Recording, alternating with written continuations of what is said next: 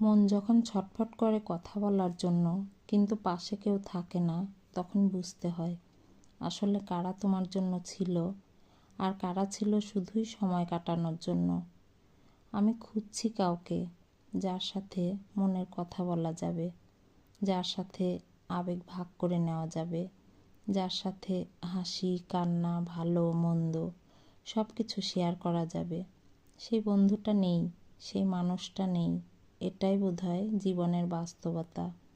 তবুও থেমে থাকি না, কারণ জীবনটা এমনই, নতুন পথ খুঁজে নেওয়ার, নতুন মানুষের সাথে পরিচিত হওয়ার।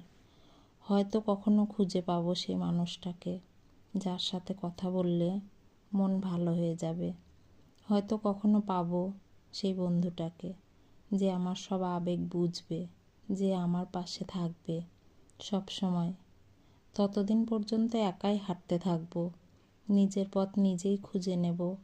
এভাবেই জীবন চলতে থাকে। এভাবেই আমরা শিখি কিভাবে এগিয়ে যেতে হয়, কিভাবে নিজেকে শক্ত করতে হয়। মাঝে মাঝে একা লাগে, মাঝে মাঝে মনে হয় সবাই ব্যস্ত, শুধু আমি একা। কিন্তু তবুও হাসি, তবুও লাইফে ফাইট করি, কারণ এটাই জীবন। নতুন দিন আসবে, নতুন সূর্য উঠবে, নতুন মানুষ আসবে জীবনে। আর হয়তো সেই মানুষটাই হবে তোমার সবচেয়ে ভালো বন্ধু। জীবনটা একটা গান, কখনো হাসি, কখনো কান্না, কখনো একা, কখনো ভিড়ের মধ্যে। তবুও সুর থামে না, গান থামে না। এভাবেই আমরা খুঁজে পাই নিজেকে, এভাবেই খুঁজে পাই জীবনের মানে। কলমে সানিন, কণ্ঠে লাবণী সাহা।